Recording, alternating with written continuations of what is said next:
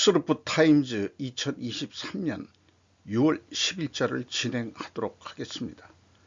구독, 좋아요는 제게 큰 에너지를 주시는 게 되겠고요. 필요하시면 1.25 배속이나 1.5 배속을 보시기 바랍니다. 현실이 된 한일의 성장률 역전, 한국의 해결책은 기업 기대만. 6월 10일자 조선일보 사설인데요. 일본어판입니다.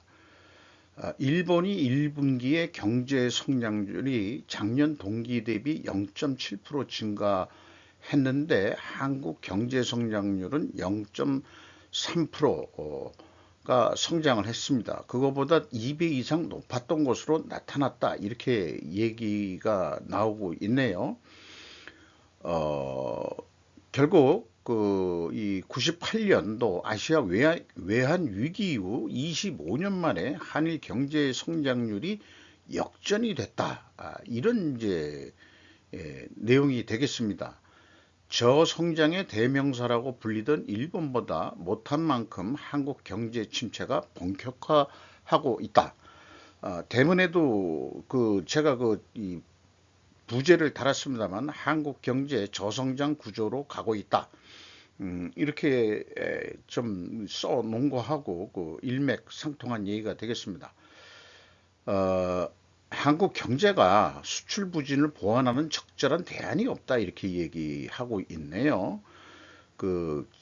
가계기업 부분은 빛으로 꼼짝할 수 없이 앞정권의 세금 포퓰리즘 때문에 경기 부양에 사용되는 재정 여력이 별로 없다 이렇게 얘기하고 기준금리에는 주요국 가운데 일본과 스위스를 제외하고 가장 낮은 금리 수준이므로 금리를 더 낮추기도 쉽지가 않다. 지금 3.5%로 기준금리를 지금 억제해 놓고 있죠. 미국이 5.5%인데 2% 차이가 있는데 이것 때문에 혹시 외국 자본이 빠져나가지 않겠냐 뭐 이런 것도 있었습니다만은 역으로 거꾸로 중국 때문에 다시 투자가 들어오는 거로는 돼 있기는 합니다만 현재 상황을 그렇게 이해를 하고 있습니다.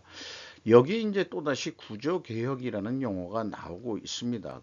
구조개혁을 통하여 경제의 효율성과 경쟁력을 높이는 것 외에는 경제 부진에서 벗어날 탈출구도 없다. 이렇게 얘기를 하고 있어요. 그러면 결론은 구조개혁을 해야 된다는데 구조개혁이 도대체 뭐냐 그러면 여기에서 얘기 나오는 게 노동, 규제, 공공개혁 등을 서두르지 않으면 저출산 고령화와 생산 인구 급감으로 잠재 성장률이 OECD 최하위로 전락할 것이라는 어두운 전망은 불가피하다고 생각한다라고 조선일보 사설은 그렇게 얘기를 하고 있습니다. 근데 일본 내 사정에 대한 내용은 요거하고 조금 다른 얘기도 있습니다. 근데 일단 이 대목에서 제 개인적인 견해를 말씀드리면은 구조개혁은 뭘 하든지 간에 의식개혁이 먼저 선행돼야 되며 생산자 중심 사고에서 수요자 중심 사고로 인식의 전환이 일어나지 않으면 안 된다. 인식의 전환을 막고 있는 것이 저는 끊임없이 거시경제적인 측면보다도 기업체 분석을 통해서 원가회계 패러다임이라는 거죠. 인식의 전환을 막고 있는 것이. 그래서 저는 스루프 패러다임을 대안으로 항상 제시를 하고 있다는 점을 여기서 좀 다시 강조해서 좀 말씀드리고 싶네요. 제가 지난 스루프 타임즈에서 JP 모건의 다이먼 회장에 대한 중국 행보와 대만 행보까지 그리고 또 일본 쪽에서는 다이먼이 다녀간 뉴스에 대해서는 별로 나오는 게 없습니다.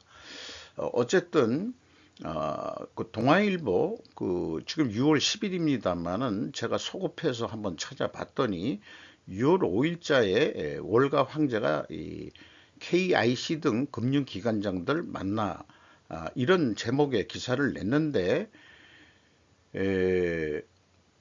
국내 주요 투자기관자들을 만났고 그 다음에 전용 비행기를 타고 일본 도쿄를 출발해서 도쿄에서도 무슨 얘기를 한 것 같은데 일본 뉴스에서는 별로 눈에 띄지가 않습니다. 뭘 얘기를 하고 왔는지.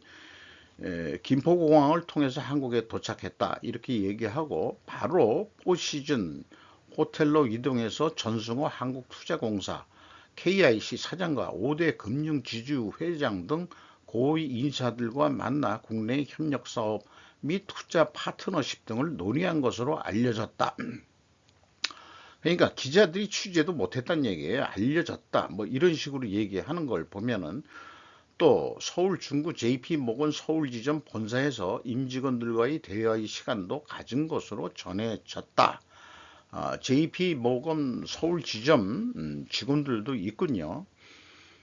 이렇게 그 팔짱을 끼는 어떤 그 사진들이 나올 때는 이 팔짱을 낀 것이 이제 권위주의의 상징의 사진으로 많이들 인용되는 그런 모양들이죠.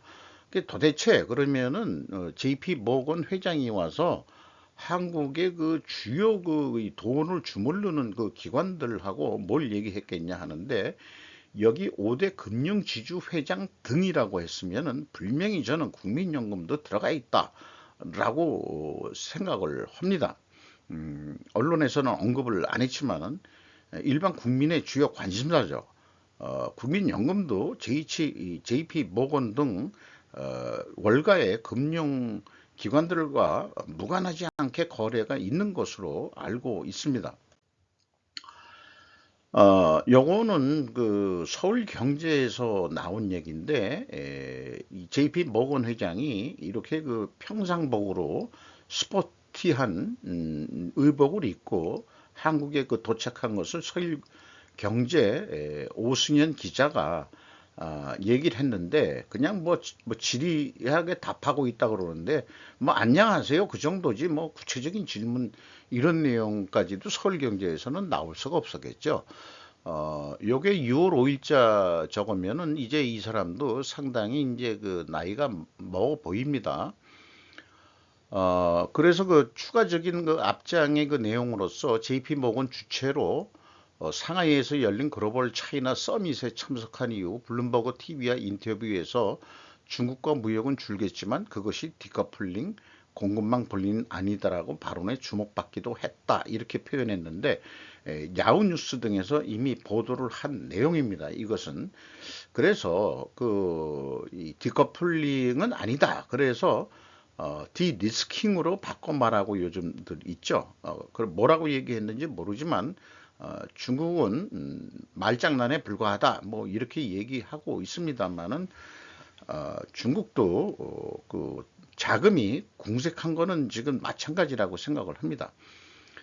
그리고 언뜻 제가 이거를 검색을 하면서 잠깐 봤었는데 갑자기 이 편집하는 그 오피스가 그 버그가 나가지고 저장을 못했었는데 다시 복원을 하고 다시 해보니까 검색이 안 돼요. 왜냐면은 그 옛날 그 뉴스에 2015년도인가 13년도인가 거기에 기재부의 자금과 KIC의 운영 자금 등 국민연금 등 JP 모건 등에 꼭 JP 모건만 거래하는 게 아니고 미국 월가에 돈을 맡겨서 운영하고 있다 하는 것을 언뜻 보았는데 그거를 좀 인용하고 싶었어요. 그래서 이제 그 한국 경제가 결코 미국 월가나 그 글로벌 금융 세력하고 무관하지가 않고 영향을 받고 있다 하는 점을 좀 저는 좀 표현을 하고 싶었는데 그거를 못 찾았습니다. 뭐 찾으시는 분이 있다면은 얼마나 감사할지 모르겠어요. 자관 이 기획재정부의 어떤 무슨 국제적인 운영 자금이 있는 모양이에요. 그런 거하고 이건 뭐 한국투자공사니까 그런 거하고 국민연금도 그렇고 매우 매우 궁금합니다. 규모가 얼마나 돈을 맡기고 있는 건지 저는 그런 게 일반 국민들한테 오픈되어야 되는 거 아닌가 하는데 그게 오픈될 사항이 아닌 모양이죠. 참 그게 언론이나 국민이 알 권리에 해당하는 거 아닌가 저는 그런 불만이 좀 생기네요. 그리고 그래서 그 쭉 찾아봤는데 2011년에 이 한국을 또 방문했었고 그때 인용된 것은 그 2008년 이후로 그 2008년에도 왔었다는 얘기예요. 차기 재무장관으로 그때 거론됐는데 최근에는 이제 대통령감으로 거론이 되고 있죠. 그래서 좀 관심사항이긴 합니다. 그리고 2013년에 또 왔어요. 그래서 신재윤 위원장이 금융위원회 위원장이었던 것 같은데 이재용 부회장을 이때 만났다고 그럽니다. 그런데 회동 후에 삼성전자 보고서 파장에 따라서 삼성전자 주가가 폭락을 했었는데 이건 오비일학이다. 이렇게 이제 경제신문에서 이렇게 2013년에 그러니까 10년 전에 보도 내용입니다. 그래서 그 중국 투자공사 주체로 그때는 표현했는데 이번에 항상 그 중국 투자공사 주체라기보다는 JP 모건이 그 주동자였을 것 같아요. 그렇게 생각을 하는데 이 언론 보도 내용은 거기 컨퍼런스에 참석하기 앞서서 한국 금융시장과 비즈니스 동향을 살핀 것으로 알려졌다. 이런 보도 내용도 있었습니다.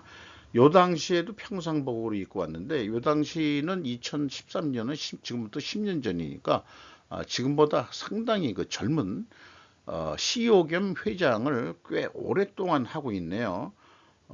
지금 미국 대통령감으로 거론된다는 것은 이제 좀 금융권에서 은퇴를 하려는 그런 시기 나이대가 됐나 이런 생각을 해보게 됩니다. 이와 관련해서 뉴스들을 연결해 보면은 뭔가 우리는 돌아가는 느낌을 이해하고자 뉴스들을 좀 살펴봤는데 로이터 통신은 중국 규제 당국은 회의적인 외국 금융가들을 보장하려고 노력하고 있다. 3년간 코로나 규제 이후에 이제 재개장을 했는데 그 동안에 그 몇 달 동안 골드만삭스 그룹이 데이비드 솔로몬과 테슬라의 일론 머스크를 포함한 유명한 해외 CEO들을 접대했다라고 얘기를 나오고 있습니다. 그리고 뭐 그 우크라이나와 남중국해 미국 반도체 수출 규제와 데이터 보안 등에 대한 어떤 미중 그 갈등 발화점의 중심으로 그런 게 있지만은 그 시진핑 국가 주석은 국가 안보에 집중하면서 최근 외국계 컨설팅 업체와 실사 업체에 대한 단속이 이루어졌다는 점에서 회의적인 시각이 깊어지고 있다. 지금 이 외국 자본이 중국에서 빠져나가고 있다. 이런 뉴스가 이제 좀 나오고 있죠. 그래서 이 자관 이 중국 규제 당국은 우리는 항상 오픈이고 뭐 그렇게 얘기하지만 외국 상공회의소 무역협회 직원들은 중국 공산당의 그 규제 당국의 그 말은 약속 피로다. 말만 얘네들이 하고 아주 피곤하다. 걔네들 말하는 게 이런 얘기입니다. 그리고 이 실제 흑백의 의미 있는 정책 변화로 그것을 뒷받침하고 있나요?라는 질문에 캐나다 중국 비즈니스 협회의 노아 프레이저 전문은 NO라고 답변했다는 거예요. 그래서 중국은 현재 자급자족이라는 정책도 가져가고 있는데 요거 2020년에 그 시진핑이 처음으로 제시했는데 이중순환이라고 그러는데 따르게는 또 쌍순환이라고도 번역이 되죠. 그래서 그 중국 발전을 계속하기 위해서 주로 생산, 유통 및 소비의 국내 순환인 내부 순환에 의존하는 것을 보게 될 것이다. 뭐 이런 등등. 1대1로는 이제 그 외부 순환이죠. 1대1로로 하는 것은. 근데 그것도 지금 진행 방법에 중국이 문제가 있다는 것은 오늘 그 편집한 내용에 일본 쪽에서 좀 까는 내용이 있습니다. 자, 이런 내용이 있고요. 그 다음에 비즈니스 인사이드에서는 중국은 수요가 약화되고 경제가 둔화되면서 디플레이션 위험에 직면했다. 생산자 물가가 4.6% 하락했고 소비자 물가는 상승했지만 0.2% 상승에 그쳤다. 록펠러 인터내셔널 루치르 샤르마 회장은 최근 사설에서 중국 경제에 무언가가 썩고 있다. 부정부패 얘기 같기도 하고요. 그리고 또 한편 데스몬드 라우만 전 국제통화기금 IMF 관리는 중국 경제가 잃어버린 10년을 일본처럼 이제 시작을 했다. 이미 시작했다라고 얘기를 하고 있습니다. 대서양 이사회라는 게 있는 모양이에요. 보고서에 따르면은 국제기관 투자자들은 2022년 초 이후 중국 채권 중 1,480달러를 순모해다 팔아치웠다. 그 돈이 어디로 왔냐 그러면은 한국과 일본으로 가가지고 한국에 많이 지금 투자를 하고 있는데 채권이나 주식 투자도 있지만은 이미 그 어저께도 그 소개를 했습니다만은 우리는 산업 투자 쪽으로 돈이 많이 들어왔다라고 소개가 되어 있습니다. 그러니까 생산 기지를 중국이 이제 인건비도 비싸지고 했으니까 차라리 한국 같은 임금 수준 정도라도 충분히 투자할 만하다라고 생각하는 것 같습니다. 그리고 이런 병행해서 이런 뉴스들이 계속, 로이터에서도 수요 감소에 따른 중국 공장 디플레이션 심화, 중국의 디플레이션 위험이 PBOC 총재에게 두려움을 경시하도록 촉구한다. 이 PBOC가 그 중국 중앙은행의 약자인가 뭐 그런 어떤 그런 것 같습니다. 근데 그 자본 유출 뭐 이런 것들이 또 나오고 있는 것은 결국 중국의 금리를 낮췄다. 이런 게 이제 그 근본 원인으로 나오는 것 같습니다. 우리나라가 현재 3.5%인데 중국은 더 금리가 더 낮은 모양이죠. 그러니까 돈을 투자하더라도 그 금리 상으로 뭐 먹을 게 없으니까 빠져나오고 있는 거 아닌가 이런 이제 뭐 저야 뭐 전문가가 아니지만은 이제 자꾸 이런 뉴스들을 이 학습용으로 또 하면서도 좀 거시경제, 금융 이런 거에 대해서 아무래도 그 좀 관심이 좀 가게 되고 이렇게 되는 것 같습니다. 국제 경제를 좀 이해하려고 하다 보니까 그리고 일본 쪽에서 이제 이런 얘기가 나온 거죠. 사실 말이 아니다. 중국의 시 정부의 외화 사정, 채무 상환 문제 중 1대1로의 배경 이렇게 얘기했는데 중국이 달러를 엄청 많이 가지고 있다 뭐 말은 하지만 사실 그런 게 아니다. 그래가지고 2014년부터 추진하고 있는 그 1대1로가 현대판 육지와 바다의 실크로드라고 해가지고 2차 세계대전 미국 주도의 부흥 계획인 마샬 플랜에 빗대어 일본 언론은 그동안 찬양하고 왔는데 거액의 경업처럼 보이지만 프로젝트는 중국 기업이 수주하면서 중국이 설계를 하고 자재도 중국 거 쓰고 노동자도 중국 거 쓰고 또 재정까지 중국 기업이 완결된다면은 돈을 빌린 그 1대1로의 서 돈을 꾼 기업들, 나라들은 자기 나라 경제의 국민들한테 낙수 효과로서 뭔가 벌어들이는 돈이 없다 이게 자재도 중국 거 다 쓰고 그래서 이거가 사실상 현대판 식민 정책 아니냐. 그리고 그 노동자로 나간 아프리카 등으로 그 노동자로 나간 사람들을 들어오지 마. 그래서 거기에 현지 차이나타운 만들어 가지고 살아라. 그러니까 지금 식민 정책을 하고 있다. 우리나라 그 미국에 있는 코리아타운이라든지 뭐 이런 것들은 식민이라고 볼 수는 없죠. 근데 중국의 차이나타운은 거의 식민 정책으로 인식이 됩니다. 그렇게 돈을 꿔 가지고 자기네들 그 사회 인프라를 구축한다고 중국한테 돈을 꿨는데 이거 이제 갚는 시기가 와가지고 그 빚을 갚는데 어려움을 갖고 있는 나라가 자기네들 경제 발전한 거 없는데 무슨 돈으로 갚을 거냐 이게 벨라루스, 레바논, 가나, 스리랑카, 잠비아, 아르헨티나, 에콰도르, 수리남, 우크라이나 등 9개국 등이 애를 먹고 있다. 구제액은 19년부터 2021년 말까지 1,040달러에 달했고 계속 22년 후에 계속 늘고 있다. 중국의 외주는 외관이야말로 세계 최대 3조 달러를 넘어서 거액인데 해외 차입에 의해서 유지된 것에 불과했었다. 그래서 이게 뭐 국제은행 융자 곡선이고 요거는 이제 외화 준비 곡선인데 이게 같은 병행선을 따라간다는 얘기는 현재 외화 준비 뭐 이런 것들이 돈을 빌려 가지고 지금 하고 있는 거랑 마찬가지다. 그러니까 실제 그 중국이 돈을 벌어서 외환 보유를 가지고 있는 게 아니오시다라는 얘기를 하고 있는 거죠. 그래서 뜬금없이 이것은 하나의 제가 스르프 분석을 하면서 느낀 바를 이 4분면으로 정리를 한 건데, 앞에 것들은 거시경제적인 얘기라면은 기업체 분석이란 게 사실 뭐 미시경제라고 뭐 그렇게 그냥 인정을 해 주신다면은 이게 그런 거죠. 이 원가 회계는 재고가 감소하면 영업이익이 감소합니다. 그러니까 아까 중국의 이 디플레이션이라든가 이런 것들은 원가 회계 패러다임으로는 재고가 감소하면은 영업이익도 감소하고 디플레이션이 일어난다. 그러니까 판매예가도 낮게 나오게 돼 있어요. 제가 해보니까.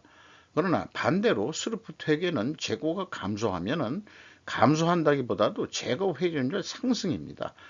절대 금액은 올라갈 수는 있어요. 그러나 영업을 해서 재고 회전율이 상승하면은 일반적으로 이익이 증가하는 것으로 이렇게 되어 있습니다.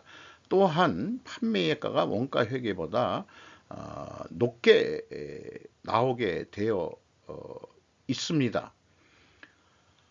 재고가 감소할 때 그렇습니다. 또 특별 원인 변동이라는 게 있을 수 있다는 예외 사항도 있다는 걸 말씀드리고요. 재고가 증가했을 때가 이제 원가 회계가 이제 잘 나갈 때 얘기거든요. 그래서 매출 원가를 감소시켜 영업이익이 증가하게 되어 있습니다. 인플레이션도 일어나게 되어 있어요. 판매가가 높게 나오게 되어 있습니다. 일반적으로 우리는 여기에 익숙해서 살아왔는데, 아마 우리나라도 저성장으로 가면은 많은 기업들이 재고도 많이 줄고 있거든요. 그래서 이쪽으로도 좀 많이 요즘에 이 예측이 나오고 있는 중입니다. 따라서 우리는 원가 회계로 계산을 하다 보니까 이렇게 된 거니까 그거를 고정관념화돼서 그것이 신념화돼 가지고는 곤란하다. 제 얘기는. 그래서 스루프 회계의 패러다임으로 생각을 해서 재고 회전율을 올려서 이익의 증가를 내고, 재고가 증가할 때는 스루프 쪽에서는 재고 증가는 이건 아니다라고 봐야 돼서 이익의 감소로 산출이 될 수밖에 없고요. 또 판매가가 낮게 나오게 되어 있습니다. 그러니까 스루프 회계로 예측한 것이 실질적인 실물 경제나 실질 소득에 해당하는 거고, 말하자면은 원가 회계 쪽은 부풀림 현상이 있고, 그렇기 때문에 이 스루프 회계가 재고 감소할 때는 인플레이션 완화 효과가 있다. 이런 말씀을 제가 한번 드려봅니다. 역대 최악 20대 실업률 이미 뭐 한두 번 인용이 되고 했습니다만, 야후 뉴스에서도 인용이 됐고, 그다음에 뭐 발빠르게 외신을 취급하는 어떤 유명 유튜버도 있습니다만은, 공산당에 등 돌리는 청년들 이렇게 제목을 동아일보 베이징 김기용 특파원이 얘기를 했는데, 결론은 어떤 정치 구조를 가지고 있다 하더라도 국민들이 못 살겠다 그러면은 갈아보자, 뭐 이런 얘기가 되는 거 아닌가 해서 취업난에 자주하는 중링링 호우 세대라고 표현되어 있고, 5명 중 일자리 일 없다. 10명 중에 2명은 논다. 우리나라도 거의 비슷한 수준 아니었나 모르겠어요.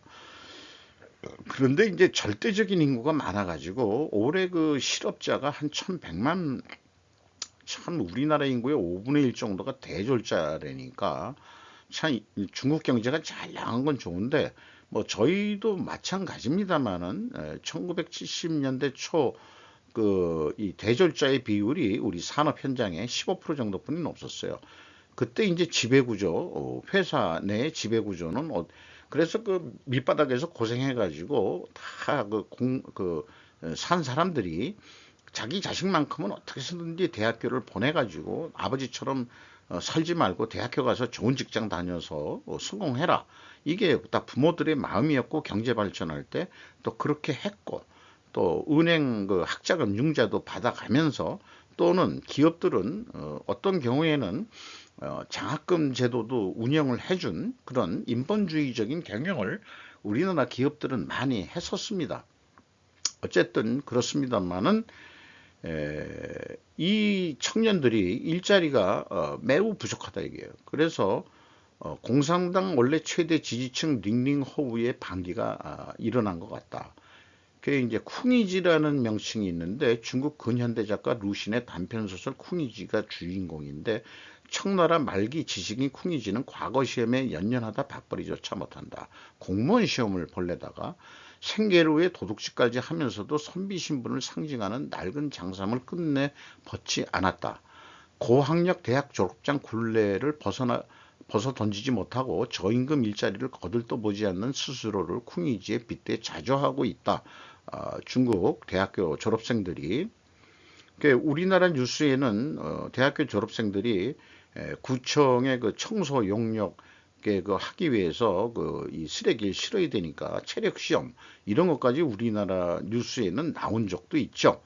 어떻게든 그 생존을 해야 되니까 대학교 나왔는데 근본적으로 일자리 없으면 자기가 못나서 취직을 못했다기보다는 뭐 여러 가지, 그러니까 그 일자리가 없으니까 저 선관위 같은 데도 아빠 찬스 뭐 이래 가지고 불법 채용, 뭐 공개 채용 제대로 안 했다 이런 거 가지고 요즘 우리나라도 문제가 되고 있습니다만은,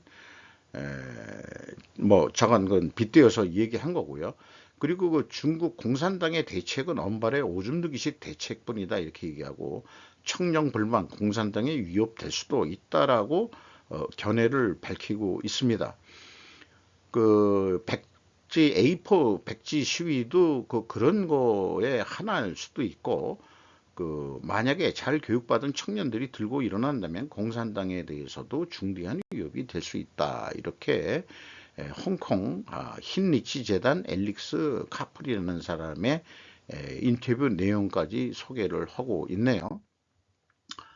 K-팝 가수가 되고 싶다와 신옥구보의 세도하고 일본에서 G세대의 한국화가 멈추지 않는다. 이런 이유. 그 G세대는 한국 최초의 트렌드에 아주 민감하게 반응하고 있다. 성격 진단 뭐 이런 게 한국에서 유행한 모양이죠. 그리고 한국 화장품이나 패션은 불티나게 팔린다. 일본의 G세대가 한국화가 시작되고 있는 것 같다. 시바무라 공업대학 하라다 요헤이 교수는 최근 조사 결과에 자기는 충격을 받았다. 일본의 G세대의 트렌드가 한국에 물결쳤습니다. 한국이 물결쳤습니다. 이렇게 표현을 했습니다. 일본 G세대는 지금 급속히 한국화하고 있습니다. 지금의 한류 열풍의 특징은 전체를 망라하고 실시간적으로 이루어지고 있다. 그러면 젊은이들 사이에 구체적으로 어떤 일이 일어나고 있냐? SNS에서는 한국 최초의 성격 진단이 대유행하고, 쇼와 세대의 인기 콘텐츠는 점괘였는데 지금 한국의 그 성격 진단 뭐 이런 거를 따라한다는 얘기고, 한국 화장품 매진 속출하고 있고, 또 이 화려하지 않지만 제대로 쌓아 올릴 수 있다. 이 다이소를 통해서 하지만 거기 한국 물품도 많이 있는 모양이에요. 그리고 K-팝 가수가 될 사진 스튜디오는 대인기고, 왜 G세대는 한국 최초의 트렌드를 동경하는 것인가? 최첨단 멋 그대로 모방하고 싶어. J-팝의 바람은 얘기가 됐다. 실시간으로 무엇이든 총체적인 트렌드. 붐이 아니다. 스탠더드다. 붐이 아니다. 일시적인 붐이 아니다. 이게 지금 봐서는 한국계 표준이다. 스탠더드다. 이렇게 됐다는 얘기예요.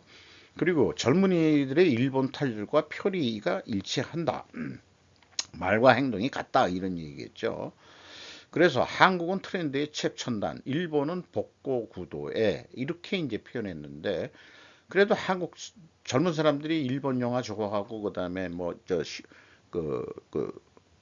슬럼 덩크인가 그런 영화, 또 무슨 만화 영화 중국에서도 히트쳤다고 그러는데, 그거 좋아할 거 아니다. 이 보도 내용은 한국 젊은이들에게 일본은 마음의 오아시스다. 최첨단 트렌드와는 동떨어진 옛나라다. 그러니까 일본 관광여행 가고 뭐서는 마음의 오아시스를 찾아서 오는 거지, 최첨단 뭐 이런 거를 느끼고 싶어서 일본에 오지는 않는다. 뭔가 그 이 향수 같은 거를 느끼면서 그런 것 때문에 이제 또 일본의 그 환율도 많이 그 엔화 가치가 떨어져 가지고 또 갈만하죠. 우리나라 관광지 저기 그런 거에 그 바가지 씌우는 그런 상수를 보면서 우리 그 국민들이 그 무역 수지가 우리가 그 이 적자가 됐다 그러지만은 그 서비스 수지, 그 관광 수지에서 적자라는데 스스로 우리 잘못이지. 그, 그 같은 돈이면은 바가지 씌우진 않지 않느냐 이거예요. 일본에서는 그런 거로 느껴집니다. 어떤 분은 또 비싼 데는 엄청 비싸다. 그래서 야 너는 비즈니스가 했을 때 좀 수준 맞게 먹으려니까 비싼 식당 가서 그렇지. 일본도 그 일반 서민 거 가서 여행 가서 그런 거 먹는 거지. 외국에 우리나라 떡볶이라든가 이런 게 왜 광장시장 다 그런 게 다 서민 음식, 떡볶이 뭐 김밥 뭐 그다음에 라면 뭐 이런 거 다 유행하게 된 게 다 서민 음식이지. 야 고급 레스토랑 이런 건 일본도 비싸. 개인적으로 그런 얘기도 해 본 적이 있습니다. 요건 그냥 원문으로 했는데 낮에라는 거를 제가 그뭐 일본어 조금 공부했었습니다. 잘 모르는데 대충 사전 안 찾아보고 저출산이 심각한 한국이 일본보다 경제 성장이 조금 더 잘 되고 있는 이유는 뭐냐? 아까 조선일보 사설은 1분기에 지금 일본이 이 말하자면은 그 전세 역전해서 성장이 더 높아졌다 얘기를 하지만 여기 그 무라카미 나오미라는 경제학 그 컬럼니스트는 전반적인 흐름에 있어서 이런 글을 쓴 것 같아요. 그래서 그 한국은 일본보다 저출산이 더 심각한데도 일본처럼 그렇게 경제가 뭐 잃어버린 30년이나 이런 거를 시작하지 않는 요인이 뭔가 그게 자기네들은 궁금하다 이게요. 요즘에 그 일본 증시 호황의 진정한 요인은 뭔가 이렇게 얘기를 하면서 시작을 풀어나갔는데 아까 그것은 이제 그 중국에서 돈이 빠져나오면서 이제 그 한국하고 일본의 증시에 외국 자본이 몰려 들어오면서 이제 올라가는 거로 저는 이해를 일단 하고 있습니다.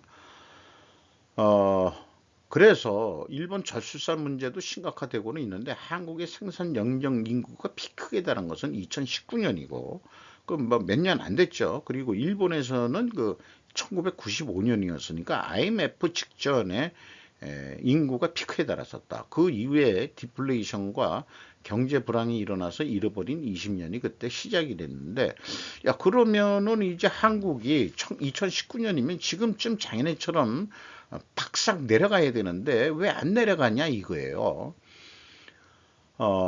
자기네들은 그게 궁금한 모양입니다. 노동력 감소, 저출산, 고령화가 디플레이션의 경제 침체 주된 요인이라는 전망은 아직도 만만치 않은 사고방식인데 하지만 자기가 생각할 때는 인구 동태가 경제 성장률과 인플레에 미치는 영향은 결정적으로 크지 않다. 인구 감소로 디플레이션이 된다. 이런 것들은 아니다. 일꾼이 늘어나지 않으면 경제 성장은 어렵다. 이것도 온당치 않은 논의라고 얘기를 하고 있습니다. 저도 여기에 100% 공감하는 것은 유럽 선진국의 인구는 작아도 GDP가 꽤 높은 이유는 뭐냐 이게요. 인당 GDP가 높은 이유는 자기들 말에 인구가 작아도 국가 국력은 클 수 있다고 저는 믿습니다. 어, 그래서 원래 인구가 줄어도 한 명당 GDP를 늘림으로써 경제는 풍요로울 수 있다. 뭐그 유럽이 뭐 그런 쪽 나라가 많지 않겠냐 그렇게 생각합니다. 그래서 인구가 줄어도 디플레가 된다는 법은 통용이 돼서는 안 되지 않겠냐 이런 얘기를 하고 있습니다. 그래서 요거를 좀 뭐 또 압축하기가 싫어가지고 말씀을 드리는 겁니다만 최근 한국 경제의 경험은 현역 세대의 인구가 감소세로 돌아서도 매크로 안정화 정책을 틀리지 않으면 매크로 정책이니까 이제 거시경제 정책이라고 얘기를 하면 되겠네요.